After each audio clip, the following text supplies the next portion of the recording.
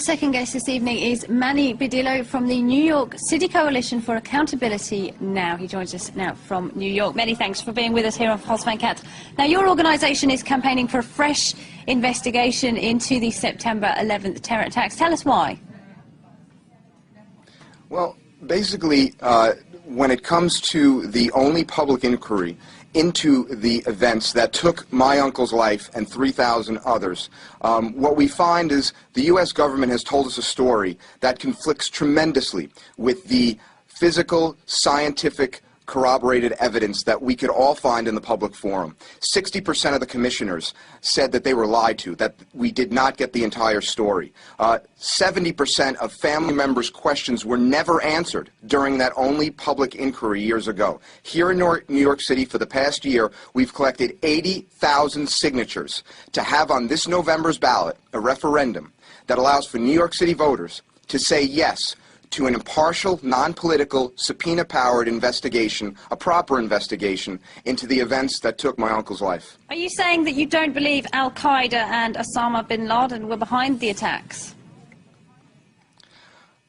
I do not believe Osama bin Laden and Al-Qaeda were behind the attacks. The evidence doesn't point that way. Al-Qaeda is a database of mercenaries that the CIA kept in the 1980s and 90s. Osama bin Laden was working for the CIA, as per Sybil Edmonds, a whistleblower who testified to the 9/11 Commission, but her testimony never got out to the public, said that Osama was working for the United States government up until 11, and look how conveniently he's worked for us since. I don't even know if the man's still alive. I do know that for the past 5 months, I've been reviewing, along with so many others throughout the world, that the scientific, peer-reviewed and refereed study put out by Stephen Jones and Kevin Ryan and 8 other scientists from here in Europe have proven that there are highly engineered, military-grade explosives found in the debris of the World Trade Center. This corroborates the hundreds of first responders and firefighters that said they were heard explosions and bombs going off in that building. Now, how did Osama bin Laden and Al-Qaeda get in there and do that? Who are you saying is behind the attacks?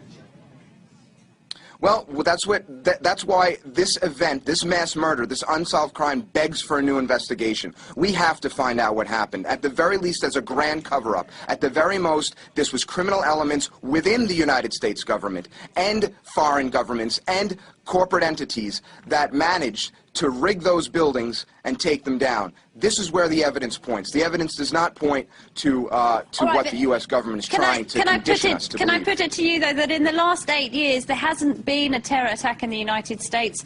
Many people say that the war in Iraq was the wrong thing to do, but that the war in Afghanistan, as President Obama says, is the right theatre for the so-called war on terror.